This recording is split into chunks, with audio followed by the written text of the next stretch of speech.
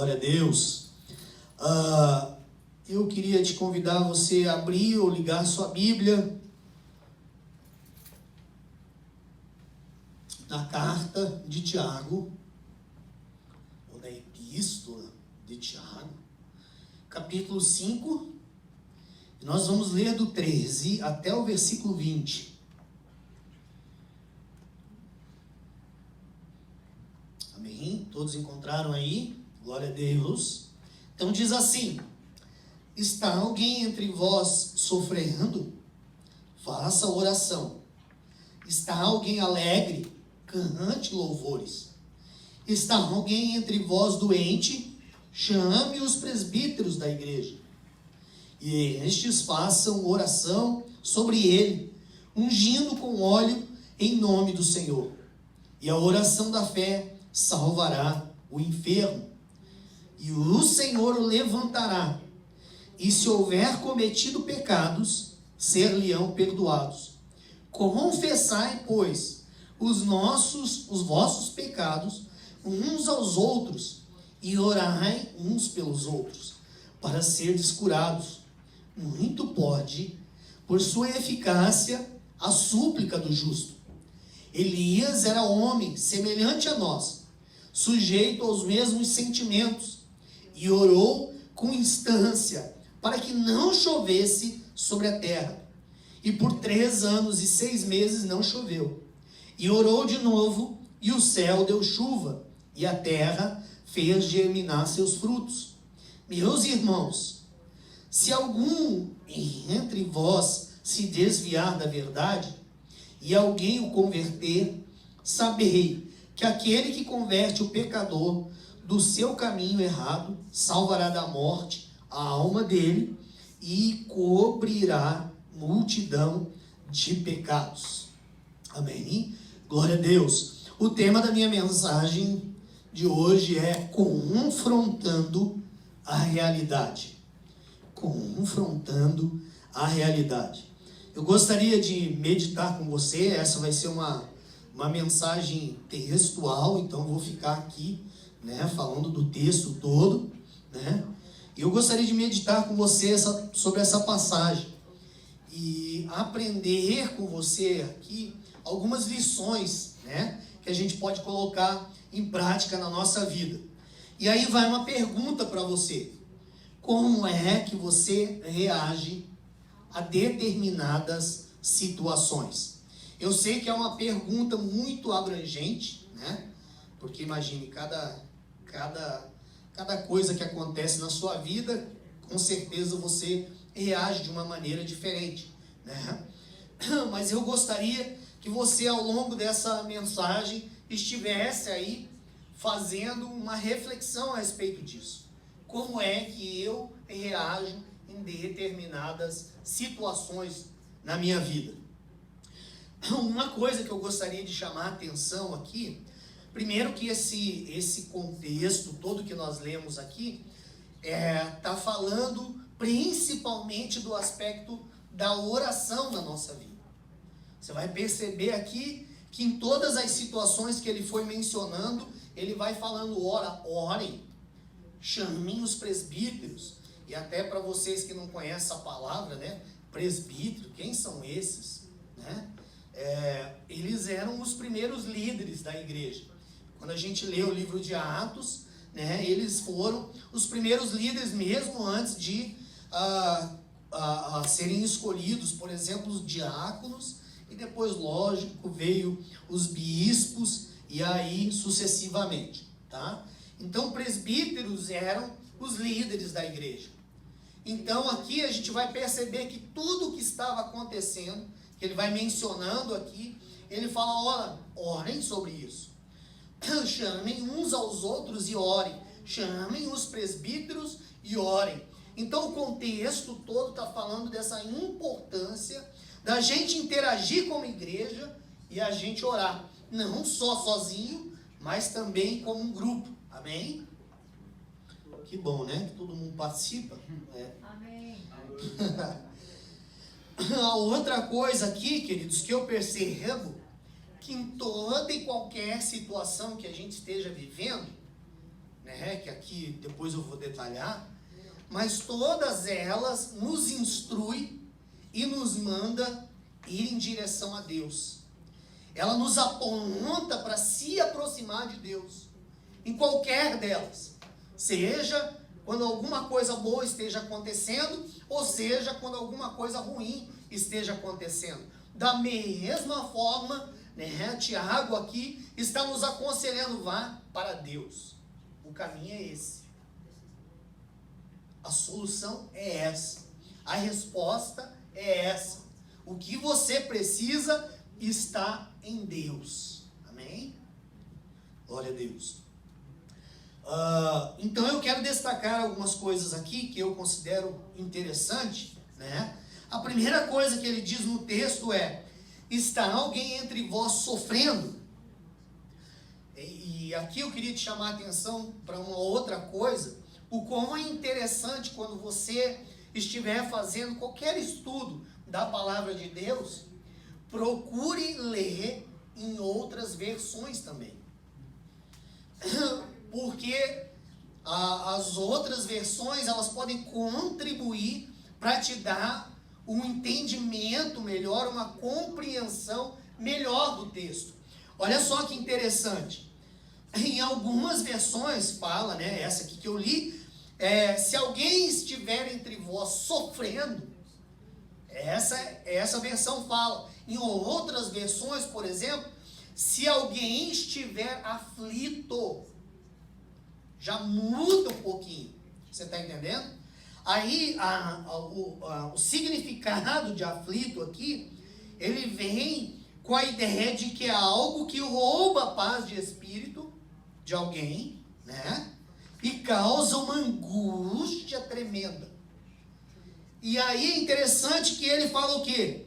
Se alguém entre vós está sofrendo, ou está aflito, ou alguma coisa roubou a sua paz, e está gerando angústia, o que você deve fazer? Vá orar. A gente sabe disso, né? A gente, eu acho que tem algumas coisas que se tornam quase que praxe, e praxe no sentido de ser algo automático, né? Não, acontecendo, vamos orar, né? A pessoa está indo mal na escola, vamos orar. A pessoa tá indo mal com os seus pais no relacionamento, vamos orar. Está indo ruim, tá mal nos seus relacionamentos com os seus amigos, vamos orar. Ou está com problema dentro da igreja, ou está com qualquer situação, vamos orar. Amém? Então, aqui a gente vai ver o conselho dizendo o seguinte, sempre apontando para Deus. Se aproxime de Deus. Vá para a presença dele. Agora, olha que interessante. Na sequência, ele diz o seguinte: se está alguém alegre, contente, cante louvores.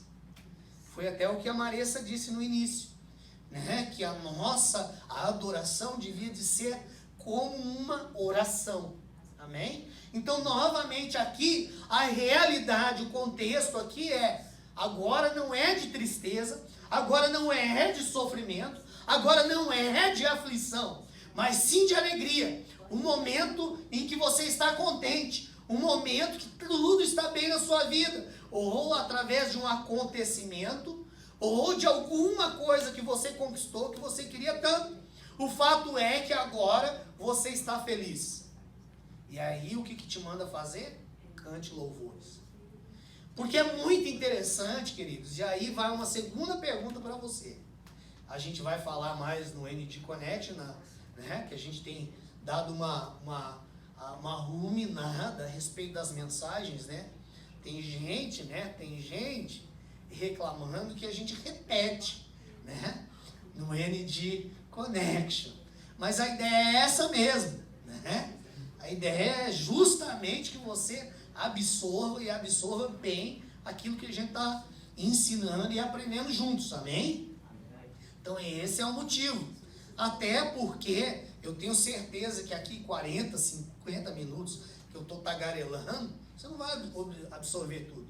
Então, né, é importante que a gente dê mais uma repassada nisso aí, tá bom?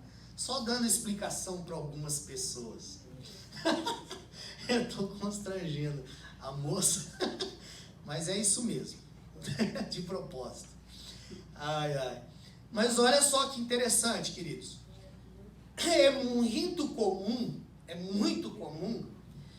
as pessoas se aproximarem de Deus quando as coisas estão ruins, quando ela está passando por um momento difícil, ou quando ela está passando por uma dificuldade muito grande na sua vida. Elas se aproximam de Deus porque elas estão quebrantadas, né? Estão mais sensíveis. Agora também é muito comum as pessoas se afastarem de Deus quando está tudo bem. Poxa, eu não tenho nada para me preocupar, eu estou na bênção, minha vida está fluindo, está tudo legal, está tudo acontecendo, nos estudos, no trabalho, estou ganhando dinheiro, estou comprando isso, aquilo, está tudo em paz em casa, está uma bênção, está uma maravilha. Aí, ao invés da gente seguir esse conselho aqui, olha, vá para Deus e dê a Ele louvores, adore a Ele, seja grato, amém? Cante louvores. De novo, o texto está te incentivando, no momento de alegria, de novo, se aproxime de Deus, porque Ele é a causa dessa alegria, é Ele que está permitindo e fazendo com que isso aconteça na sua vida.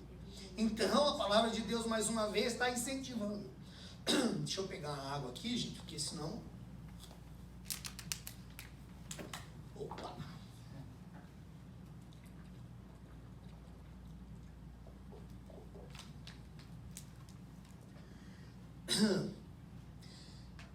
É interessante aqui, eu acho que todos aqui já ouviram essa frase. Quem não vem pelo amor, vem pela dor. Já ouviu isso? Já ouviu? Tem uma certa verdade teológica por isso, atrás disso. Mas olha só, existem casos que eu diria que isso não é uma regra. Porque existem pessoas que quanto pior está, quanto mais ruim está para ela, mais ela fica rebelde. Mais ela dá uma...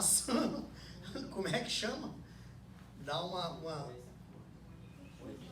um coisa, fica mais rebelde, mais indignado e fala, não, aí, sabe aquela gente bem assim teimosa, ou ruim de negócio? Tem gente que é assim. Então, queridos, aqui a palavra de Deus então está pedindo para nós o quê? Quando você estiver feliz, o caminho é o mesmo.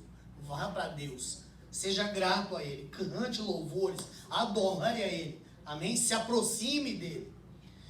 E aí eu queria que você, como eu disse no início, analisasse como é que você reage.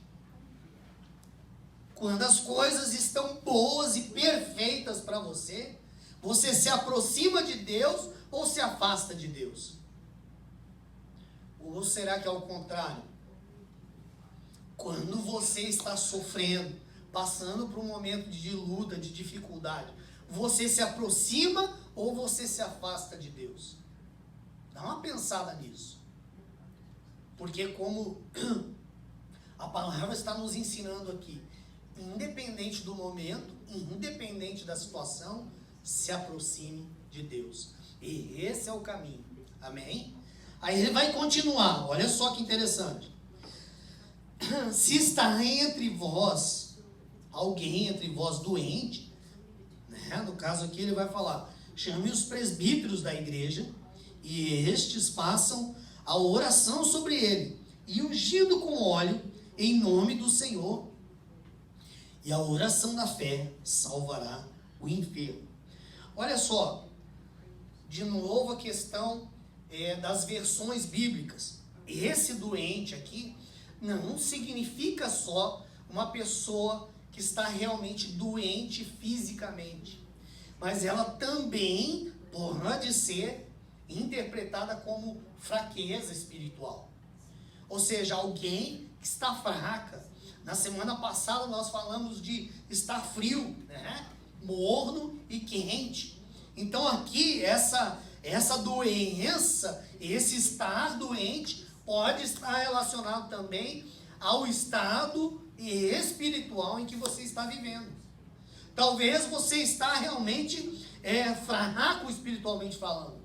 Está ficando meio apático. Está entrando numa apostasia. Apostasia é um esfriamento da fé. Na sua caminhada com Deus, aquilo está produzindo, sei lá, desgaste. E você está ficando cada vez mais fraco. E aí, da mesma forma, ele fala o quê? Chamem os presbíteros. Ou seja, isso aqui, queridos, é um convite para nós, compartilhar os nossos problemas, as nossas lutas, as nossas dificuldades com outras pessoas. É dividir a carga. É saber que o papel da igreja, o papel do grupo, o papel da comunidade cristã é um fortalecer o outro em momentos como esse. E aqui, só por curiosidade, né, que na sequência ele diz assim: chame os presbíteros da igreja e estes façam oração sobre ele, ungindo com óleo. Só uma observação aqui.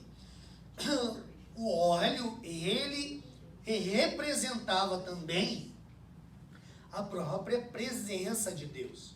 Quando você lê, por exemplo, Salmos 23:5, diz assim: prepara-me uma mesa na presença dos meus adversários. Olha só, unges-me a cabeça com óleo, o meu cálice transborda. Então está fazendo uma alusão ao quê? A presença de Deus. Agora, existe alguns estudiosos, alguns comentaristas, que dizem que esse óleo era algo relacionado, possivelmente, a alguma coisa medicinal, ao óleo medicinal. E aí a gente vai ver uma citação que está lá em Lucas, capítulo 10, versículo 33 e 34, que fala a respeito da parábola do bom samaritano. E ali diz no 33 bem assim: certo samaritano que seguia o seu caminho, passou-lhe perto, vendo-o, compadeceu-se dele, e chegando-se, pensou-lhe os ferimentos, aplicando-lhes óleo e vinho, e colocando sobre o seu próprio animal, levou para uma hospedaria e tratou dele. Então aqui você vai ver esse óleo sendo mencionado como algo medicinal, tá? Então você pode interpretar das duas formas, né? O próximo aqui, chamar de tópico mesmo, né?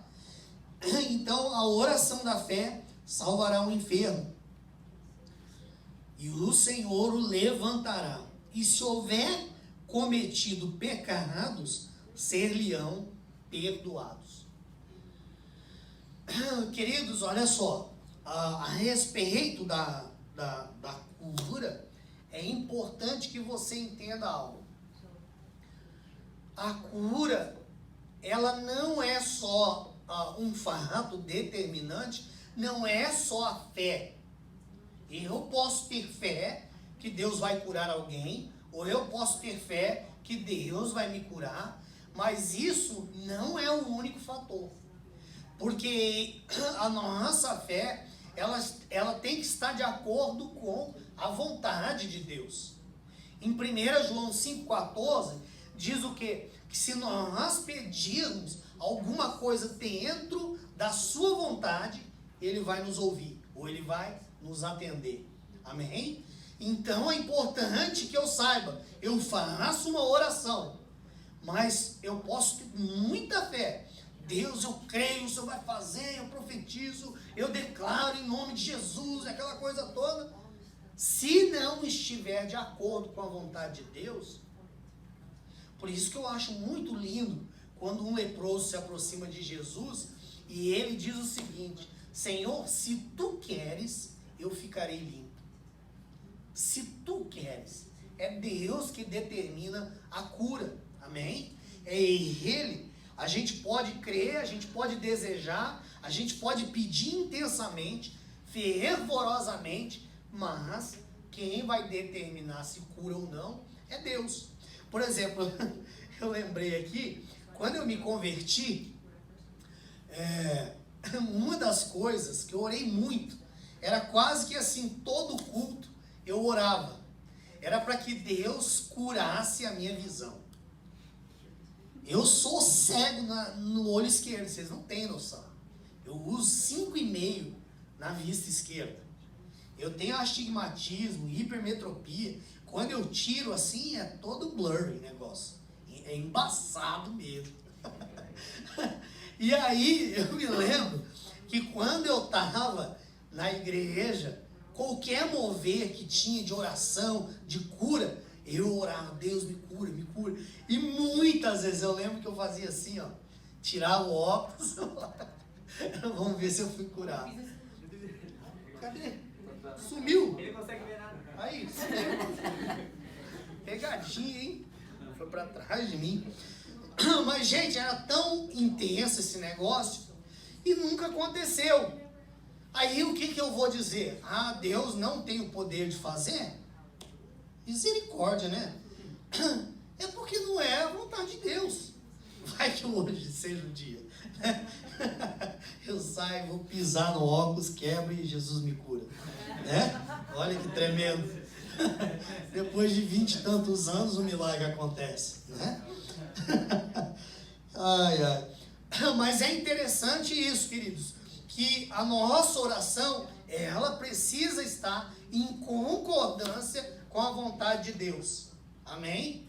Precisa estar. Não adianta você orar, espernear, chorar, ficar emburrado, né? Fazer birra com Deus, fazer chantagem com Deus. Ah, então o senhor não vai fazer? Eu também não vou mais na igreja, eu não vou mais isso, eu não vou mais... Meu irmão, Deus, ele vai continuar ali no mesmo lugar, sendo Deus, te amando, sendo teu pai, e você aqui igual uma criancinha birrenta.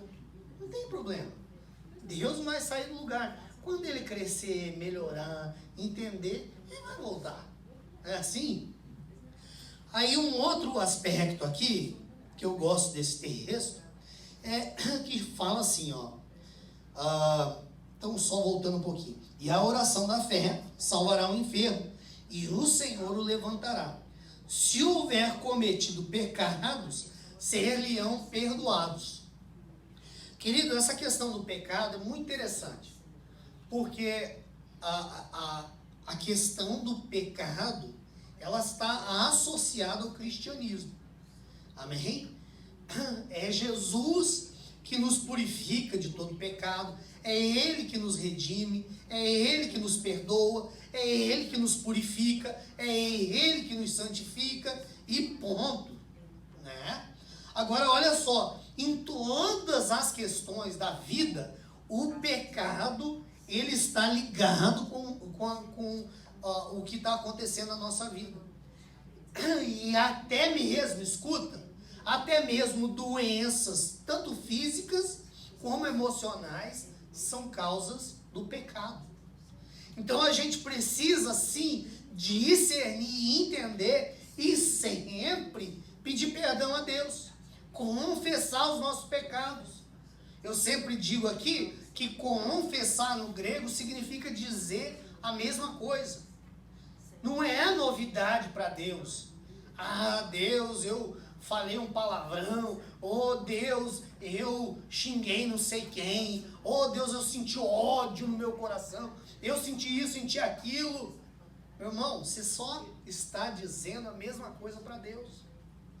Você está falando, Senhor, eu sei que o Senhor já sabe, porque o Senhor é onisciente, e que antes mesmo da palavra me vir aos lábios, o Senhor já sabia, o Senhor já conhecia. Então, na realidade, a gente só está dizendo a mesma coisa.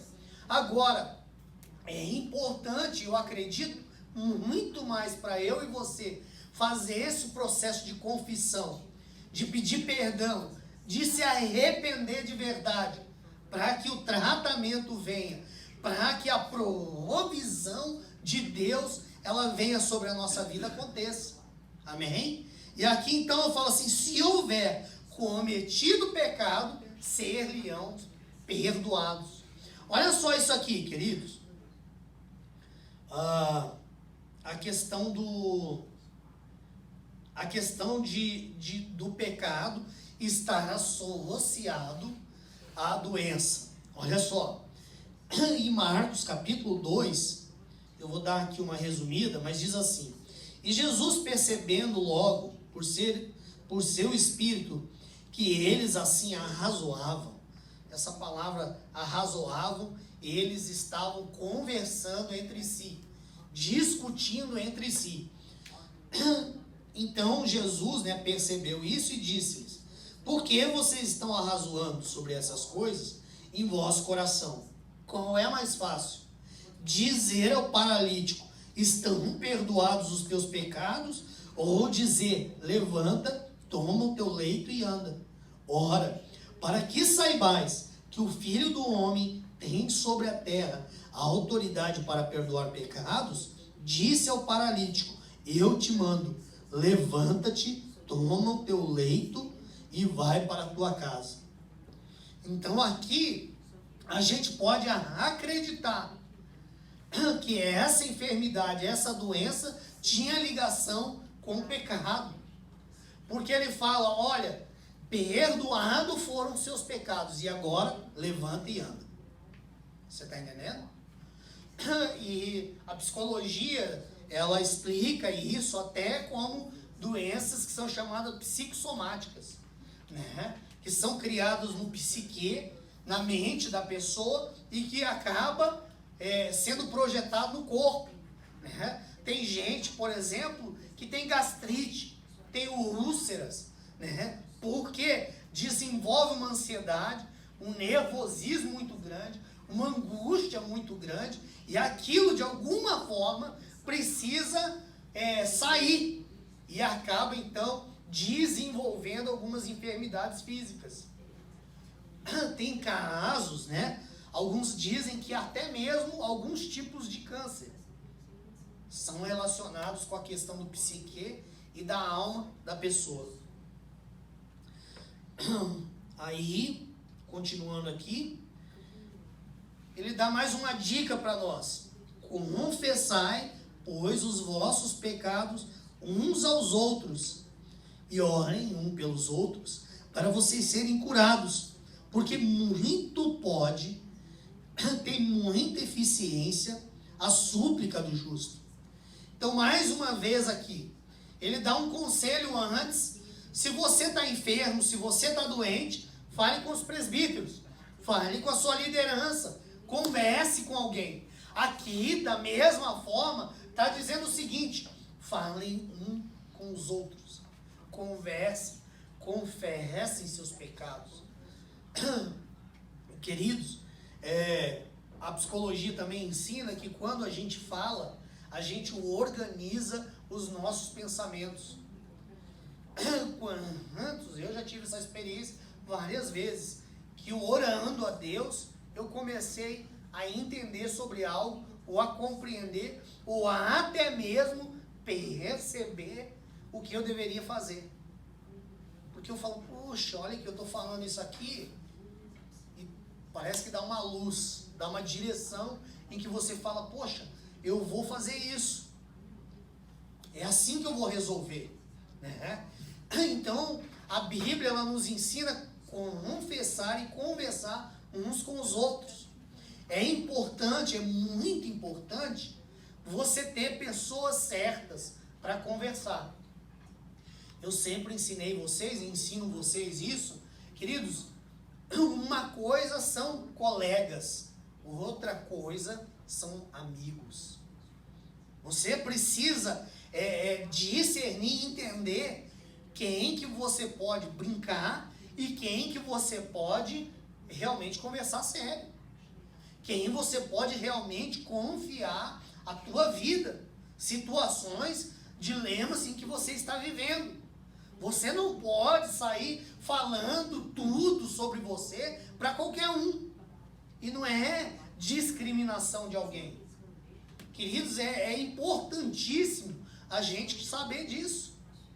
Eu não sei quantos de vocês já tiveram experiência de falar alguma coisa muito séria para alguém e depois aquela pessoa sai falando para todo mundo, ou até mesmo vira motivo de chacota, de brincadeira, de zoeira, uma coisa que é sério para você e que era importante para você.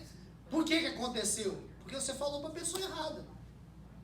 Então é importante que a gente tenha no meio do nosso grupo, no meio das nossas amizades, dos nossos relacionamentos, pessoas em que você pode confiar.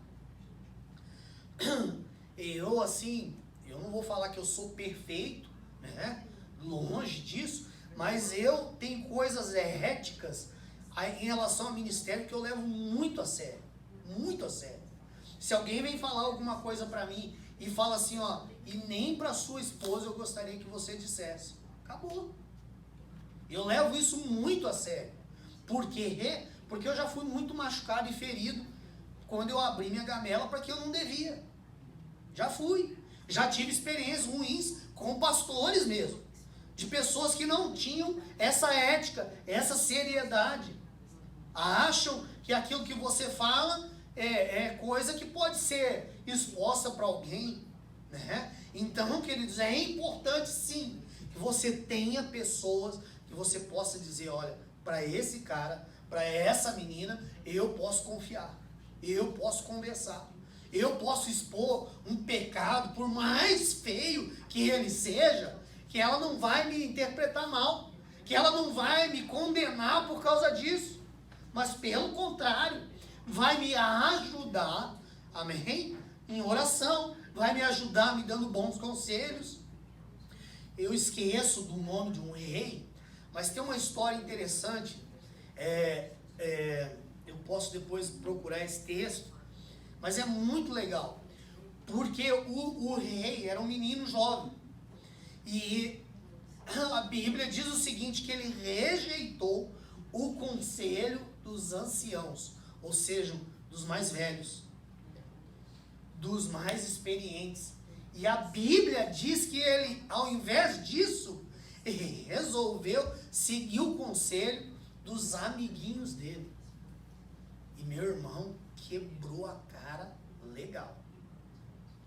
Então tem coisas que está acontecendo na sua vida, ou vai acontecer na sua vida, que é bom você abrir a sua mente, até mesmo para sair fora da tua caixinha, e às vezes, como eu disse, procurar alguém mais velho, procurar o teu pastor, ou procurar, se você confia no teu pai, na tua mãe, alguém que você pode se expor, se abrir o seu coração, sabendo que aquela pessoa, ela vai te ajudar, e ela não vai te colocar para baixo. Eu sei que a gente não deve fazer propaganda de banda secular, né? Mas tinha uma banda que eu gostava, que chamava Legião Urbana, e o vocalista, né, morreu de AIDS, né? Mas ele tinha umas letras muito legais, e uma das frases de uma música eu nunca esqueço. Ele dizia assim: eu quero ter alguém com quem conversar, alguém que depois não use o que eu disse contra mim. E é verdade, todos nós precisamos dessa pessoa, amém? Pessoas que a gente pode confiar, que a gente pode abrir o nosso coração, que a gente pode falar o que está acontecendo, que a gente pode até confessar, como está dizendo aqui, pecado mesmo, e não vai ter problema. Essa pessoa vai te ser como um instrumento de Deus para te auxiliar, para te fortalecer, amém? Para te levantar, como por exemplo eu tenho meu pastor.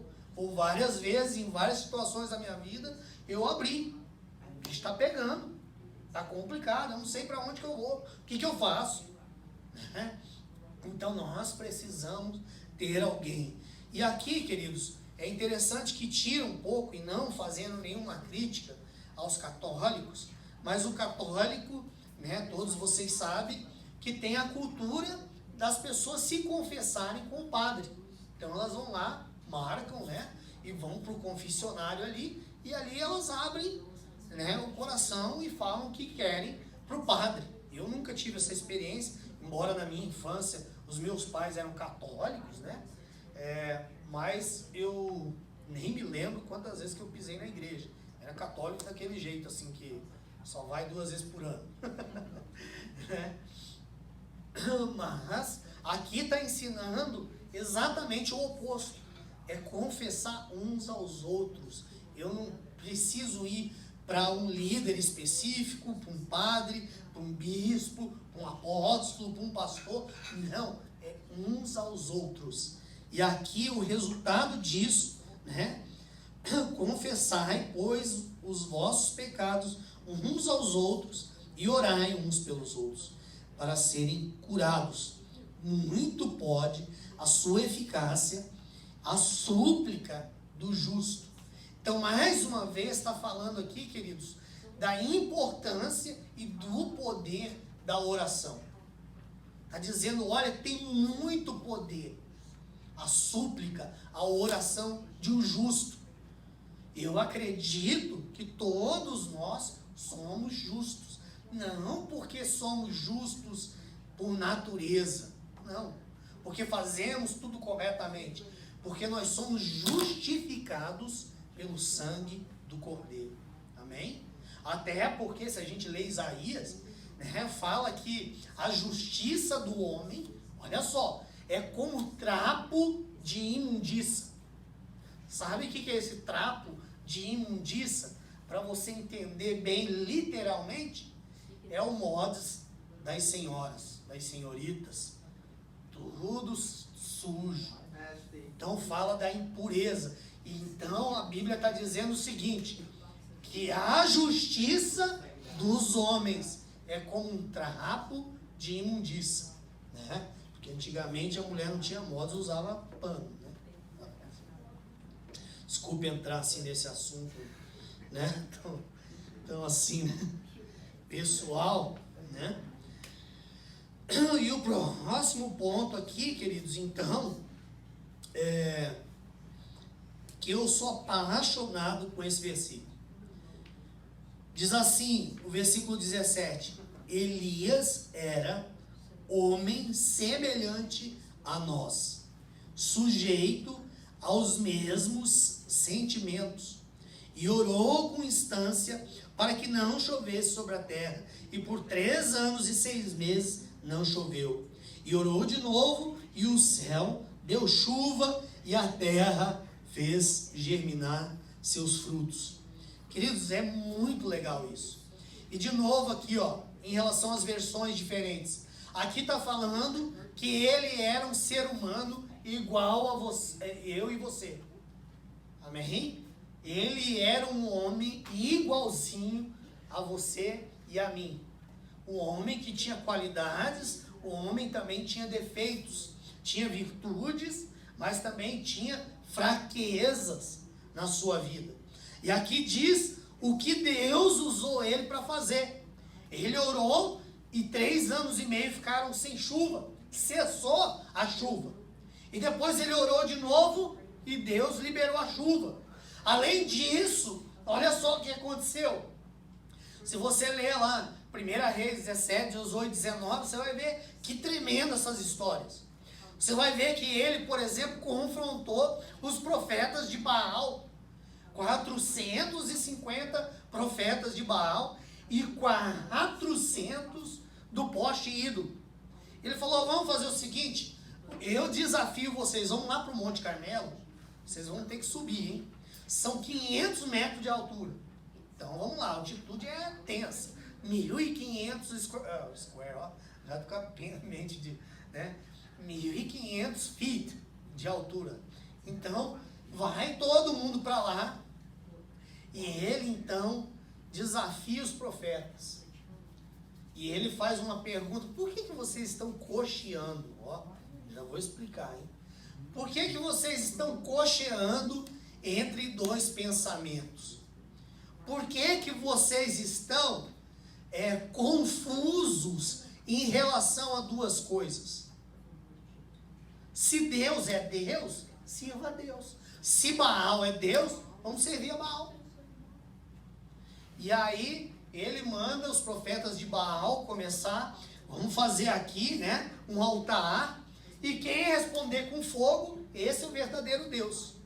E aí a Bíblia diz que estão lá os profetas de Baal e os profetas do poste ídolo. Esse poste ídolo, eu até escrevi aqui, queridos, que tem coisa que passa batido, tem vezes que a gente fica curioso, né? Eu fui ver melhor o que era esse poste ídolo.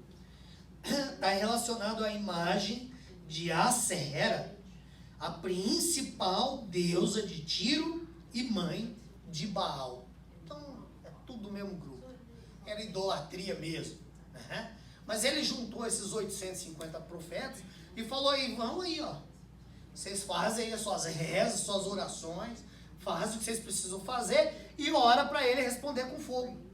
Então lá, e a Bíblia diz que eles estavam se retalhando, ou seja, estavam punishing themselves, com chicote, com facas, com um monte de coisa, se cortando. Baal manda fogo e ele na maior zoeira. Ele deve estar dormindo. Leia que você vai ficar... O bicho era da zoeira. Ele deve estar dormindo.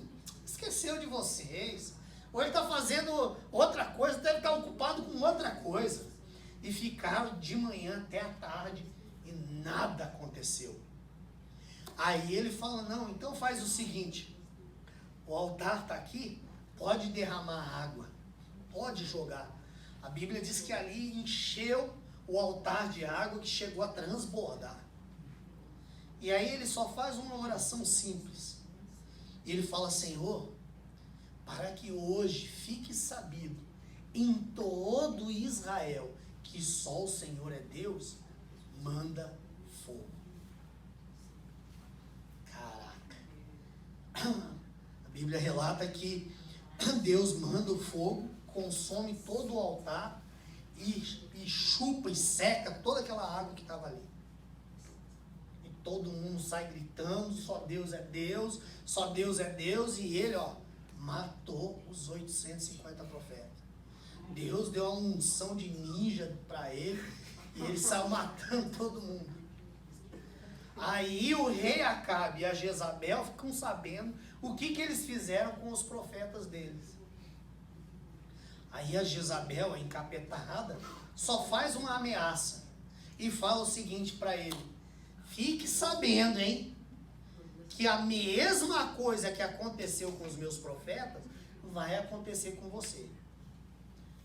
Aí de fortão, de Superman, de todo poderoso, do cara que fez o negócio acontecer, nem Steven Spielberg fez um negócio desse, né? Ele sai vazado e ele vai para uma caverna e ele começa a chorar ali, a falar que ele não era melhor que os pais dele, que ele não sei o quê, que ele estava sozinho, que ninguém estava com ele. Sabe como é que é quando a gente fica assim, né? E aí a Bíblia diz que ele chega ao ponto de pedir para si a morte. Tamanho foi a depressão que ele entrou. Por que eu estou contando essa história toda, queridos? Porque é uma história de um cara que estava vivendo no auge do seu ministério. Talvez ele foi um dos caras que mais viu uma coisa sobrenatural, um milagre como esse. Imagine você orar, parar de chover. Você orar de novo, começa a chover de novo. Não é doido isso? A autoridade que Deus colocou na mão dele. E aí depois ele faz tudo isso e de repente abate sobre ele uma depressão por causa de uma ameaça de uma mulher. E voltando aqui, por que eu amo tanto esse texto? Porque a Bíblia diz o seguinte: nós somos homens iguais a Elias. Nós somos sujeitos às mesmas paixões. Em outra versão fala os mesmos sentimentos. E paixão, essa palavra é muito interessante, porque paixão significa, olha só, sentimento intenso e geralmente violento de afeto, de ódio e de alegria, que dificulta o exercício de uma lógica imparcial. Sofrimento intenso, grande desgosto. Por isso que nós chamamos até hoje a paixão de Cristo. Porque foi algo intenso que Jesus fez por amor a mim e a você. A ponto de ser martirizado, morto. Sofreu o que ele sofreu por amor. Por isso que é chamado a paixão de Cristo. Amém? E aqui então, a palavra de Deus nos iguala a Elias. Escuta, é ele. Você é igual a ele, cara. Não pense que ele era sobrenatural, não. Não pense que ele era superhero, não. Não pense que ele vivia num padrão em que você nunca vai alcançar. De santidade, ou de vida com Deus, ou de relacionamento com Deus. Não pense que ele era alguém tão especial assim. E que você é um vermezinho, um coitadinho. Não, a Bíblia fala, você é igual a ele.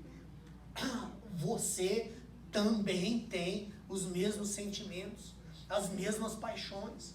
Você também sofre, você também fica deprimido. Você também, às vezes, eu já fiz isso, pede para si a morte. Você precisa chegar no fim do túnel para fazer isso, né? Deus te abençoe que você nunca faça, nunca chegue, né? Mas o que me consola é isso, amém? A Bíblia diz que até mesmo então, os heróis da fé, os homens que foram libertadores, que foram profetas, que foram homens tremendos, que fizeram tantos e tantos milagres em nome de Deus, podem também ficar mal. Podem também ter sentimentos ruins. Podem também experimentar emoções ruins na sua vida. Podem também enfrentar derrotas. Podem também chegar no final do poço. Mas também podem chegar lá em cima do cume do monte, né? E experimentar uma vitória tremenda de Deus. Pode também conquistar coisas na vida. Pode também ser alegre na sua vida. Amém? Feliz, realizado com as coisas que você está conquistando. E por último, amém?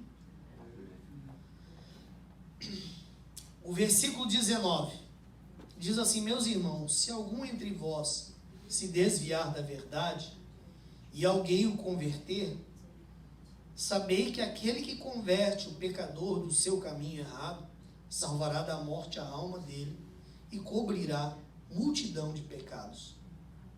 Queridos, aqui eu vejo que a palavra, ela está nos dando uma responsabilidade.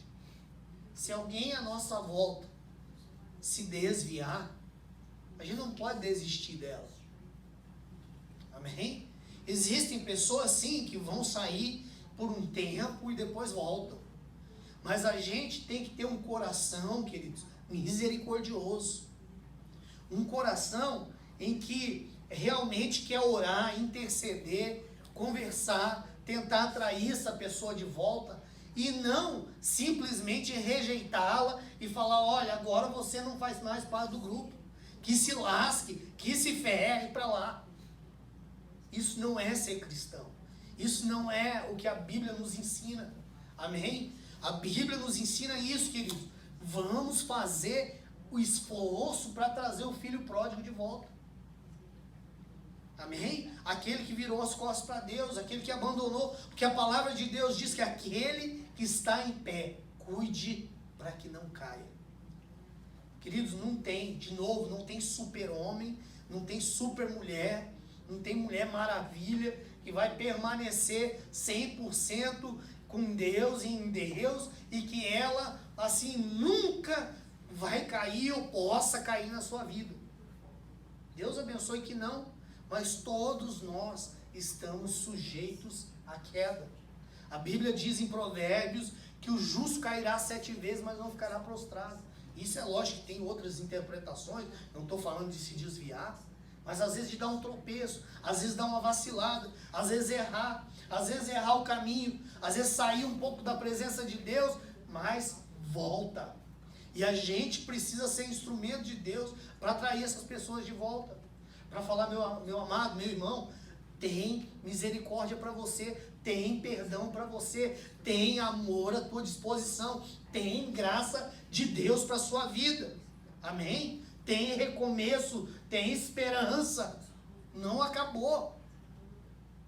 E eu anotei aqui um comentário que ele diz assim: a nossa responsabilidade de manifestar o amor é restaurador, pois a igreja não é lugar de gente perfeita, mas sim de pessoas frágeis, que precisam de ajuda, socorro, e aqui está a importância da igreja e do ministério da restauração.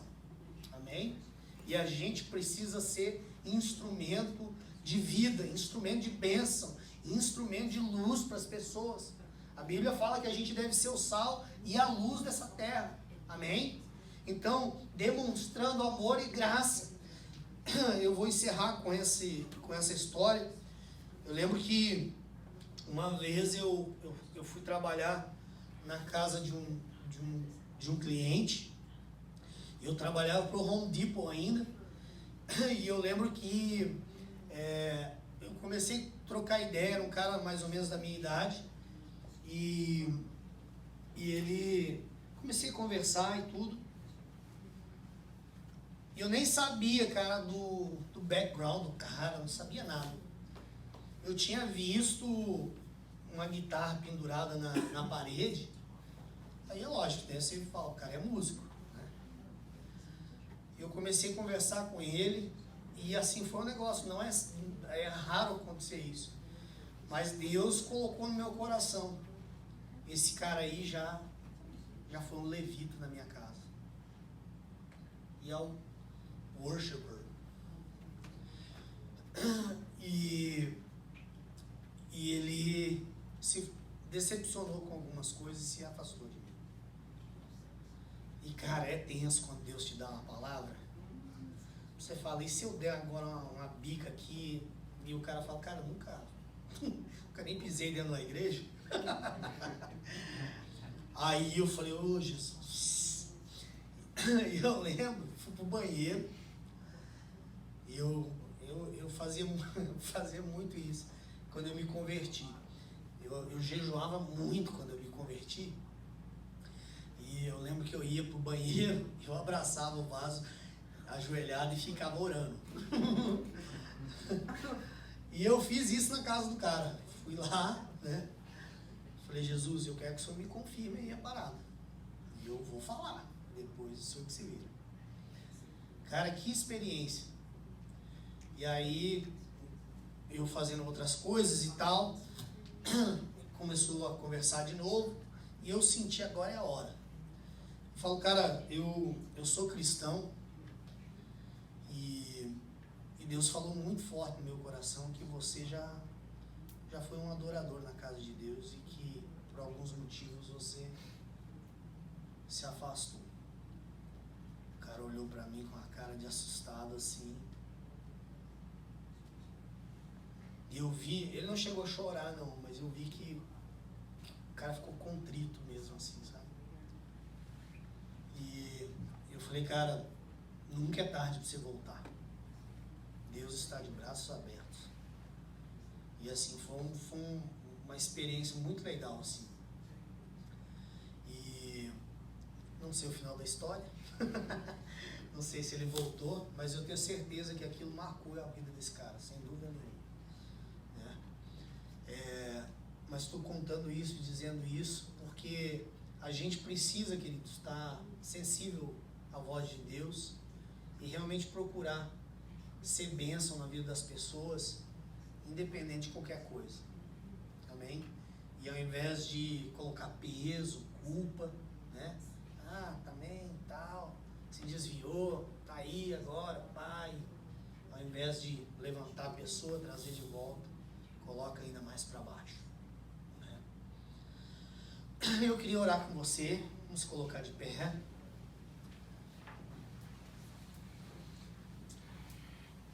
E eu queria orar nesse aspecto com você hoje, queridos. Eu não sei se quando coisas boas acontecem, você se distancia de Deus, ou você se distancia de Deus até mesmo quando coisas ruins acontecem, né? E que você possa hoje fazer o que está nos aconselhando esse texto. Amém? De sempre, em qualquer momento, independente de qualquer situação, se aproximar de Deus. Amém? E ir na direção de Deus. Se a gente está feliz, vamos cantar louvores, vamos ser gratos. Mas se o bicho está pegando, se o pau está quebrando em cima da gente, que a gente possa também ir para Deus. Amém? Fecha os teus olhos. Pai querido e Pai amado, Deus, nós te agradecemos, Senhor. Te agradecemos muito, Senhor, oh Deus, pelo teu amor, tua graça, tua bondade sobre nós. Te agradecemos, Senhor, porque fomos achados de ti, Senhor. Que foi o Senhor que nos amou primeiro. Deus querido, que o Senhor nos buscou onde estávamos, Pai. Nós te louvamos por isso. Pai querido, nos ajuda a colocar em prática, Senhor, essa mensagem, Pai. Que se a gente está em momento de sofrimento, de tristeza, de aflição, ou de doença, ou enfermo, em qualquer momento, Pai, que a gente possa se voltar para Ti. Se a gente está feliz, contente, alegre, porque tudo está indo bem e as coisas estão indo bem na nossa vida, que a gente possa cantar louvores, que a gente possa expressar a nossa gratidão, o nosso louvor, o nosso amor a Ti, Pai. Pai querido, que a gente, ó Deus, também encontre pessoas em que a gente possa, Pai, confessar as nossas fraquezas, confessar os nossos pecados, confessar, às vezes, as nossas paixões erradas, os nossos sentimentos errados. Deus, e encontrar pessoas que vão ser realmente, Senhor, bênção do Senhor na nossa vida. Que vão ser canais de bênção, que vão ser instrumentos do Senhor na nossa vida, para orar conosco, para nos aconselhar, para nos fortalecer em Ti, Pai. Deus querido, e como é bom, Jesus, saber, Pai, que os grandes homens da Tua palavra, Senhor, da história, os heróis da fé, eles foram homens iguais a nós, ó Pai, que tinham qualidades, defeitos, fraquezas e virtudes, Pai, e que mesmo assim o Senhor usou a vida deles, Deus, para fazer coisas tremendas, Pai. Que assim seja na nossa vida, Pai.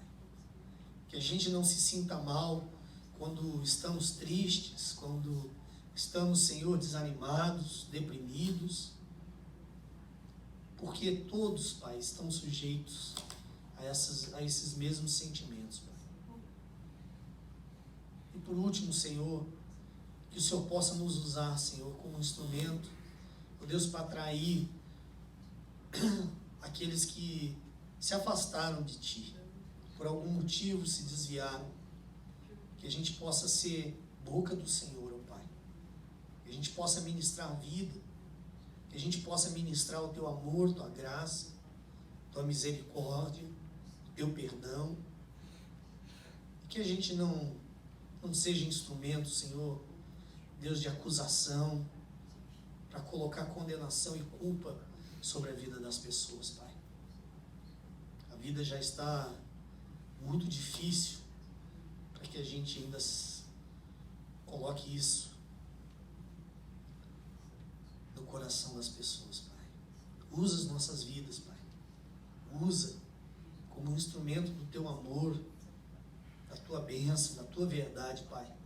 Em nome de Jesus Cristo. Senhor, que a Tua bênção seja sobre a vida de cada um que está aqui, sobre a vida de cada um que está nos vendo, nos assistindo, nos ouvindo. Que o Senhor possa lá, Senhor, a sua casa, onde quer que eles estejam, Pai, tocar profundamente no coração deles. E que em nome de Jesus, que em todos os momentos, a gente possa correr para Ti, se aproximar cada vez mais de Ti. Em nome de Jesus. Amém e amém. Que Deus abençoe você. Deus abençoe muito sua família. Amanhã